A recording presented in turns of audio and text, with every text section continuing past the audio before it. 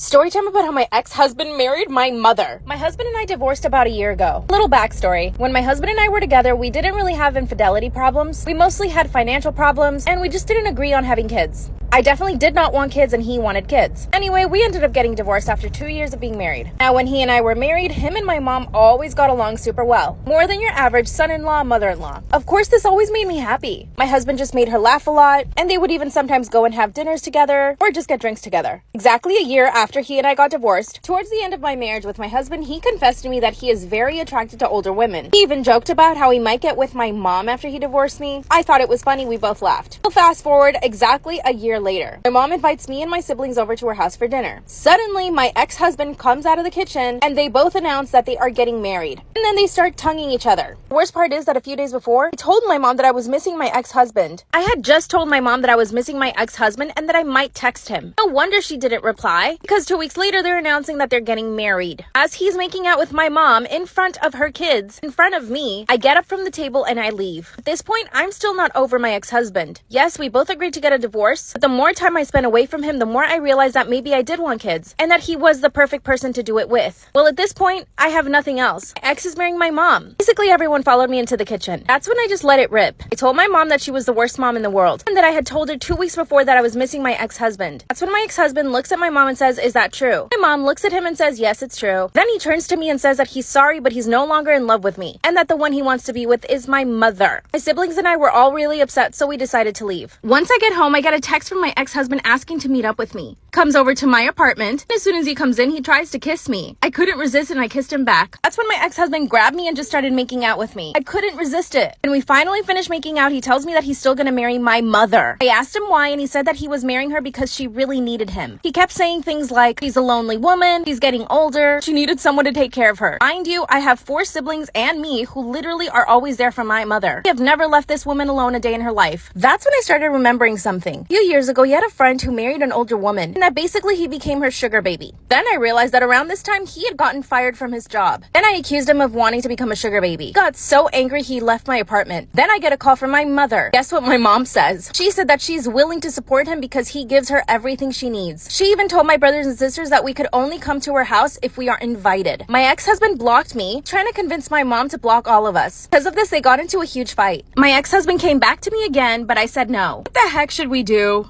Am I the asshole for telling my girlfriend that she can't speak Japanese to my parents during Thanksgiving? I, male 35, have met my girlfriend, female 30, at work. We're both interpreters. We've been together for a few months, and Thanksgiving will be the first time she's going to meet my parents. I am half Japanese. My dad is Japanese. My mother is American. My mother learned Japanese so she can connect with my paternal side of my family. Me and my siblings all speak Japanese. However, none of my siblings' spouses do. My girlfriend, Sasha, started learning Japanese before it got popular. She started learning it when she was 14, has both a BA and an MA in Japanese and translation and interpreting. Cool. She sounds as close to a native speaker as possible. Wow.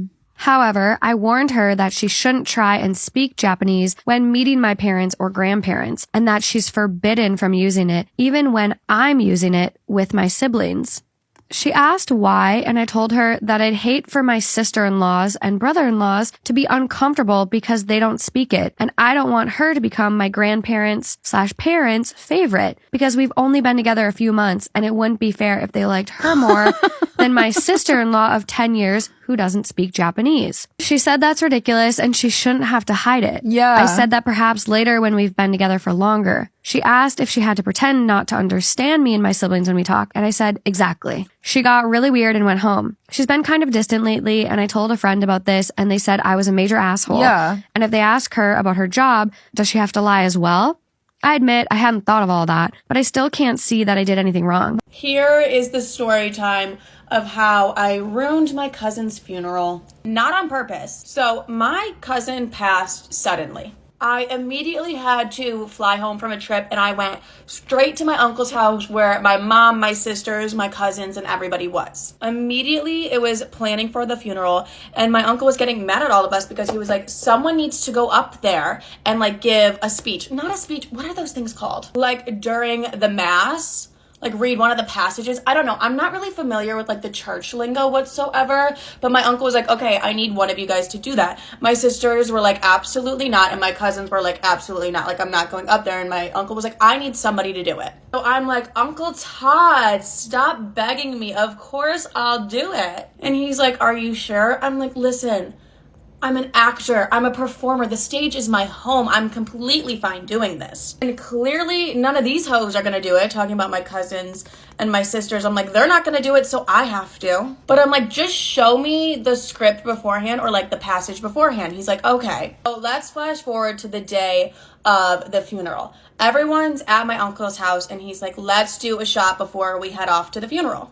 Because that's what you do when somebody dies. You have to pregame a funeral. It's the only way you're gonna get through it. So we all took a shot of my cousin's favorite liquor, which happens to be Crown, which does not sit well with me. I do it because I'm like, R.I.P. my king, you know what I mean? My aunt and uncle, and I believe my mom, leave before me, my cousins, and my sisters because we were getting picked up in a limo for some reason. So we were getting picked up in a limo to go to the end of the funeral. For some reason, our limo is taking forever. Like, he took over an hour to come get us. So within that hour, everyone was drinking more. My cousins and my sister and everyone were like, okay, Livy, drink. And I was like, you guys, I have my speech. I don't want to fuck this up. Like, I can't drink. Everyone's like, stop being such a pussy. I'm like, okay, noted. So I start drinking and I'm not even realizing what's happening because we're just, my cousins and my sisters and I were all just talking and like, I totally forget that we have to go to a funeral after this. So I get in the limo and I'm like, I'm a little bit drunk right now. And everyone's like, you're fine. I'm like, I'm fine. I'm just like happy, giggly, laughing, which is like not something you want when you're about to attend a funeral.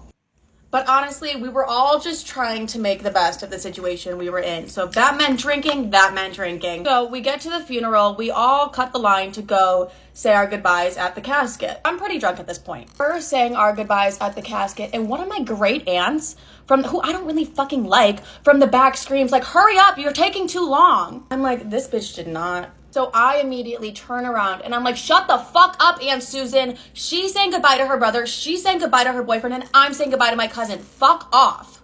In a room full of people. But everyone was like on my side and they're like, yeah, like let them say their goodbyes. They were honestly probably terrified of me after that. But I was like, don't rush our goodbye process. So we finally make it to the church and I'm sitting front row with like my sisters, my cousins, my aunt, my uncle. We're all like front row. So it's time for me to like go up and give my speech, which is literally me reading a passage.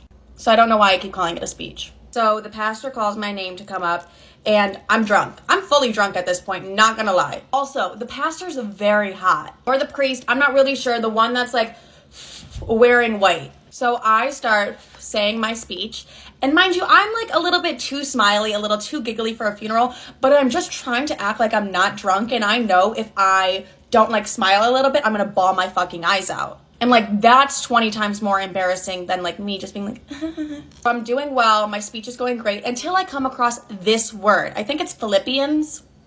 Like Philippians 4:15 said this. And in my head, I'm not reading Philippians, I'm reading Filipinos. Like my brain is like Filipinos. And I'm like, I know it's not saying Filipinos 4:15. But in that moment, I cannot understand that word. I'm not gonna say Filipinos in the middle of my cousin's funeral when I know it's not Filipinos either. I do this, I go, reading from passage from you guys know what I'm talking about, 4:15. On this day, I literally said in a crowded church, oh, you guys know what I mean. Just like that. I make eye contact with my aunt and my uncle and my cousins, my mom, my sister in the front row, and everybody's like, what the fuck? Like, except my mom. My mom's like, and so I get to my seat, and my cousins and my sisters, mostly my sisters, were like, what the fuck was that, Livy? Like, what was that? I was like, I could not stop reading Filipinos. I don't know why I could not stop reading that. And I was like, and I'm fucking drunk, you guys. They're like, so are we. I was like, well, you didn't have to give a speech. In the middle of like the pastor talking. But my mom's like, you did amazing, sweetie. You did so good. We all messed up. And she's like, isn't the pastor so hot? And then like, I literally couldn't stop. He was so fucking gorgeous. Like maybe I was a little bit nervous and that's why I almost said Filipinos. So then at the reception, I don't know if it's a reception, but like we all went to go eat after. and like had catering or whatever, everyone was like, great speech, Liv, great speech. And I'm like, all of you can fuck off because nobody else wanted to do this. So that was how I kind of ruined my cousin's funeral. But I just know he was looking down, being like, who the fuck let her do the speech? Like, out of all, you let her do the speech? But I also know he was smiling, laughing, looking down on me when I told my aunt to fuck off in front of an entire funeral room. He's probably like, yeah, valid, she should fuck off. This is the story time of how my best friend and I, we got drugged. It was a Monday night, and my best friend and I, we all worked at the same restaurant, so we decided to go to our restaurant that we were working at to go get dinner because we got like half off. It's a nice bougie restaurant, so we were like, this is like a fun little night out, and none of us worked on Monday. So dinner's going beautifully. We each have about like one drink each. I didn't want to drink much because I knew I wanted a photo shoot in the lounge after. We got like the most stunning photos. It was absolutely gorgeous. We also could not get fucked up because like that is our place of work, and we could literally get fired for getting fucked up. And it was a Monday, so like we really weren't on a vibe like that. We just wanted a nice dinner. So at this point, we're getting our photos in the lounge. We're not drunk whatsoever, but we're like, hey, let's go to this place down the block because we still want to like hang out, have fun. We'll sit at the bar and we'll just have a good time. So we get to this other lounge, and it's literally just us in there and then two men at the bar because it's a fucking Monday, so like nobody's out. Wait, Katie just brought up such a good point. This is a huge disclaimer. We were like industry people, so like servers. Wait, how do you describe that? I'm just gonna describe it. What? Mind you, were only out on like Mondays and Tuesday nights because those are the days we had off because we're industry people. Industry people! I felt like I had to add that we were industry people because it is a little weird to just be like, we're at a bar on a Monday night. So the guys at the bar come up to us and they're like, let us buy you a drink. And we're like, okay, because that's like a normal thing when we go out. We're like, okay, yeah, buy our drinks, whatever. And I would say we're all anxious ass bitches. So like, obviously we're going to be like aware and watch them at the bar while they're getting our drinks to make sure they're not putting like any shit in it. And it looked fine. Like everything looked fine. We're sitting at the bar with these guys. We're drinking. They're telling us all about their lives. And like immediately they came off creepy as fuck because I feel like within like the first 10 minutes they're like, we could take you anywhere in the world, like I'm from Miami, we could do whatever you want. Wait, valid point, he was wearing an Aztec Patagonia, so we're like, okay, you're a weirdo in general. But I feel like when you're in that situation it's kind of hard to get away from them, but we knew that we were going to be ending the night soon. I'm 2 sips into my drink, like literally 2 sips. We probably had been there like 30 minutes at this point, and Katie and I decided to go to the bathroom. We go to the bathroom, and this is when I'm like, okay, wait, fuck, like I'm not well whatsoever. We're just super like laughing and like giggly, but like I'm still feeling like dizzy. I'm feeling like super fucked up. But mind you, our other friends at the bar with the guys watching our drinks. How'd you feel in the bathroom? Dizzy. I was nauseous. You were slurring your words, and that's how you know, like, because you never really get that fucked up. No, I never black out. So once I'm slurring my words, we're like, something's wrong here.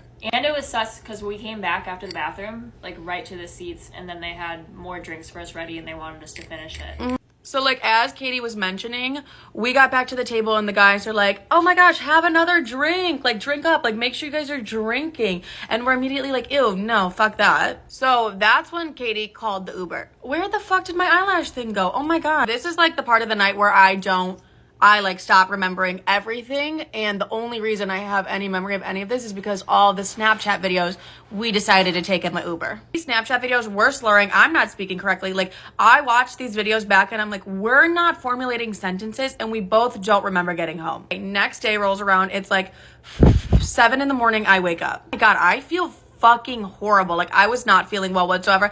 I can't even describe to you what I felt because it just felt terrible. So now I'm looking at my phone and I'm reading text messages from the night before, and I have text messages from the one man being like, where'd you go? Why'd you leave? Come hang out. Like I can fly you to Miami. He was really big on like flying us to Miami, and we literally never said we wanted to go to Miami, so I don't know why Miami was such a big thing for them. Mind you, this man is wearing an Aztec Patagonia. He doesn't even look like he can afford to go to Miami. No, he's literally not going to Miami. The text messages were like super creepy, like come to my hotel room, come to this. I'm like, how did he get my fucking number? Because like I don't give my number out, so I'm like, how did he get my number? But then I finally get in contact with Katie and I'm like, dude, I'm not well. Like that whole next day, I was so beyond unwell. At first, I didn't even think that we both were, because I always get bad hangovers. Yeah, same. Just because of my mental illness pills. Like, yeah. I have one sip of alcohol and I'll be hungover and like drunk. Yeah. But then once we both kind of realized how horrible we both felt, and we both only had like 1.5 drinks, we were like, wait a damn minute. And I realized, I'm like, we've been fucking drugged. And then I just felt like disgusting. I was like, that just felt, I don't even know the word. Like, just taken advantage of, I guess. Just felt taken advantage of. Felt literally fucking horrible. But we went back to work, and we're really close with our manager from work. So we're like telling him everything that happened. And he's like, oh my God, that happens all the time. They're like, I'm so sorry that happened to you. But like, that happens all the time. Like, apparently that's like the drug capital of Chicago. Like, everybody gets drugged at this place. Like, wait, what the fuck? But I would say like that drugging took me like a really long time to get over. I feel like we were both like, no, I'm not going out anymore. Like, I'm not doing this anymore. Because we took like a fat break from going out and just like being out in general. I feel like the moral of the story is just like, avoid men in Patagonia, but also like listen to your friends on like, she knew I was like clearly fucked up and she's like, she literally never gets like this. So like, let's get the fuck out of here.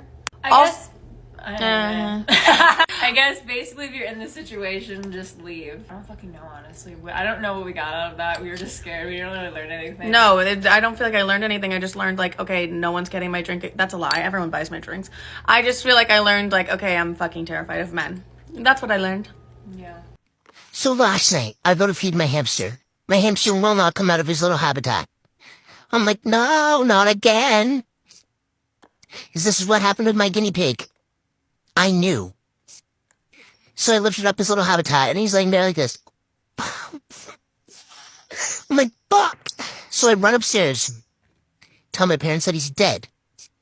And then I bring his cage upstairs, and because I'm like, it's really cold in my room. Maybe he's cold. And when I brought him upstairs, I saw him breathe. And I was like, he's living. But it was just one breath, like this. So I was like, maybe not. Maybe that's his last dying breath. I don't know. I'm not a hamster. I'm not a hamster etologist. I don't know at all. So then I started searching up, can my hamster die from cold? Because it's really cold in my room. And it says no. If your hamster is dead, looks dead from being in the cold, do not bury your hamster because it's hibernating. I didn't know this was a thing, but I know now. And they turn completely dead, basically. They take one breath every 3 minutes, okay? And their body goes hard and cold. But they're still alive. And I told my parents this, he's just hibernating. And my dad said, okay, we'll see what happens in the morning. Then I said, okay. Then I did more research and found out they can hibernate for up to 4 days, even when it gets warmer. I failed to tell my parents this part because it was late and I learned this information and I went to bed. And I woke up this morning and my hamster is gone out of the cage. My dad took the fucking hamster, bro. The living hamster is gone. I called him and he said, it's okay. Still have him. I said, where? He said, he's in a bag in my truck. I said, a bag? I said, you just asphyxiated my hamster. And he said, no, the bag is not sealed. I said, bring the hamster home now. Immediately. Put him back in his home. So now I don't know if the hamster's gonna die or what. But it's back in its cage. Because of an update. I have decided to tell the story about how I found out I was pregnant at 7 months. Now, I know you're going to ask me, what the fuck? How do you find out you're pregnant at 7 months? Well, I should clarify that there is a lot of factors that go into this. The biggest one being I'm a dumb bitch. Some people are just smart and some people are just not, and I am on the not spectrum. I'm not smart, I'm dumb, and I'm the first to acknowledge it, okay? Let's just get that out of the way. Anyway, so, your girl. I noticed I wasn't getting my period for a while, and that I was also puking a lot. I know, you're gonna hear that and you're gonna go, what the, you dumb fucking, but here's the thing. I puke a lot due to anxiety, so that wasn't like crazy abnormal, but the whole not getting my period thing, sketchy. So I went to the doctor and I was like, hey girl, help, I think I'm pregnant. So we did a pregnancy test. It came back negative. So I was like, and she's like, well, maybe don't celebrate yet because we don't know what's wrong with you. But I mean, whatever. So we do some blood work and it comes back like normal. So she's like, but the French toast is actually happening with you. I continue to just not get a period and puke all the time, and my stomach hurts a lot. And so she's like, you know what? Let's send you for an ultrasound. Let's get a look in there. Let's see what's going on. Mind you, I weighed 90 pounds at the time of going for this ultrasound. Just a little. Anyway, so I go in. I'm laying there. My fucking stomach is out, and this dude is do-do-do-do-do. And he goes, wow. When you walked in here, I never would have guessed that you were 7 months pregnant. And I said, what? Sorry. And he said, do you want to know the gender? And I said, oh my, yeah, do I ever? I would love to know the gender of this baby that I didn't know was in my stomach. So yeah, that's the story of how I had 2 months to prepare. I need to tell you this story about the unluckiest thing that's ever fucking happened to me in my life. I still couldn't get over it because the odds are literally ridiculous, right? But I was 17 years old and all my friends had turned 18 before me, so I needed a fake ID ASAP. So this random girl in my area that I didn't know said that she was selling one, so I bought it off of her. It wasn't actually her on the ID. Whoever it was on the ID, I'd never seen or heard from in my life. They were 20, whoever it was on the fake ID. Her name was Stephanie. She had dark hair. I thought, I'll get away with that. I used that fake ID for 6 months straight. No issues. I was getting in clubs, bars, pubs, everywhere you could imagine. Central London, the lot. One random Friday, my best friend says to me, let's go to the local pub. And I'm like, obviously. By local, I mean it's across the road. It's 2 minutes from a bloody house. We go over there. I hand the bouncer my ID nonchalant at this point because, it's been working a treat. No one's even questioned me on it before. He looks at me and he goes, that's not you. And I literally am confused. As far as I'm concerned, that is me at this point. I go, yeah, it is. What do you mean? And he goes, no, it's not. That's my girlfriend. I'm literally stunned, like I'm lost for words. I'm like, how can I be like, no, it's not, it's me. It's not your girlfriend, you slag, it's me. I couldn't say that, could I? So I was just like, like, what? He was like, that's my fucking girlfriend. She lost his ID ages ago, Stephanie. He starts ringing her up. I'm stood in front of him, he's ringing her up, ding, ding, ding. And I'm like, no, like, okay, like, keep it, I'll go. And he's like, no, stay there, I'm ringing her up. So then he passes me onto the phone. I'm like, hello, Stephanie. I'm like, oh, sorry, Stephanie. He's like, I'm getting her down here. I'm like, oh no. And just imagine, while all this is going on, you think I'd be scared at this point and be running for the hills. No, 17-year-old me is still determined to get in this pub. So I look at this man and I literally say to him, by the way, love, I am actually 18. It's just that I left my real ID at home, my passport, and I knew you was going to ID me for the pub. So I thought, I'll just use this random fake ID I've got laying around in the bottom of my bag that happens to be your girlfriend's. And he was like, I was like, I can go home and get my real ID. And he was like, all right then. So I go home. I photocopy my passport. So I'm doing arts and crafts, cutting up the paper and sticking numbers over my real birthday on my passport. It looks absolutely shit. But I'm like, that'll do. Go back to the pub. I'm like, there you go, sir. And he's like, nice, come on in. I was an evil genius. So I get in. And then you never guess who's in there. The real Stephanie. He's invited her to the pub. So now she's there and I have to go face to face with her. I thought she was going to beat me up. But she was really understanding. She got her ID back and we all lived happily ever after. Sometimes I wonder why I'm so dysfunctional and I love to blame my family, but I think if we go back to the whole nature versus nurture argument, it was definitely going to public school. It was definitely going to fucking public high school. The only real world event that high school prepared me for was how to privately use my electronic cigarette in a public place without anyone noticing, like where I probably shouldn't. I don't know, like a movie theater. It was totally normal to show up to school off some shit. Like I had friends show up to school crossfaded at 7 a.m, just totally normal. Not even something anyone would bat an eyelash at. That and I went to high school during the Zandemic, so towards the end of my high school career, you couldn't put your head down on your desk without getting a fucking wellness check called on you. My first day of high school, my best friend told me this story about how she went to the bathroom and a girl pulls out a fifth and goes, this is how I start my day every day, and just starts chugging it. People always ask me, like, how are you always baked? Like, how do you go to school baked? Because I've been doing it since I was 16. I can't imagine not doing it. It's the only way I can fucking focus. Like, that became normal for me. I hate that became normal for me. What the fuck? Am I the asshole for publicly calling out the school nurse? My 34 male, daughter, 11 female, has type 1 diabetes and has been diagnosed since she was 5. For the most part, she handles it like a champ. But she's a kid. Sometimes it sucks, and I don't blame her when she's upset. She's gotten very good at managing how she's feeling and speaking up when she feels off or wrong. That said, she's 11. And the nurse and 2 of her block teachers are meant to supervise when she gives herself medication. We have a 504 plan in place with her school. I let my daughter speak her piece and let her feel heard. She's struggling with non-school extracurriculars, being ignored with her concerns when she says she doesn't feel good because she looks fine. This school year started the end of August, and we met a week prior. I got a call Monday afternoon while I was at work saying that the school bus driver had to call the ambulance for my daughter on the way home because she fainted. My job is 40 minutes away, so I said I would meet them at the hospital. She was awake and chatting with the nurse when I got there. Her blood sugar had dropped very, very low while she was at school. She was feeling better and didn't seem too bothered, so I took her home and allowed her to pick a movie to watch. Once the movie was over, I asked if she didn't feel good at school. I needed to make sure she wasn't ignoring her symptoms and had eaten lunch. She told me that she felt weird just before the end of the day, checked her sugar with her teacher, who had sent her to the nurse when it was really low.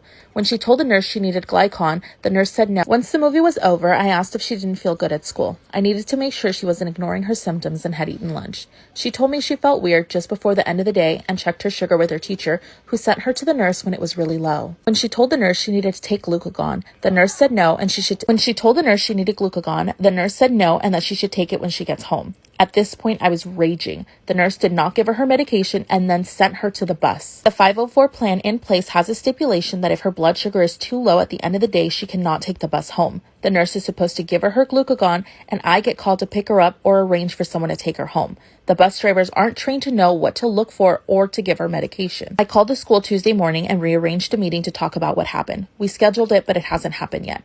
In the meantime, I went wild. Mile-long Facebook posts with pictures of the 504 and hospital bill had me ranting. It took off, and I got a lot of attention. Last night, my siblings and coworkers started telling me maybe I went too far for making this post, specifically by naming the nurse.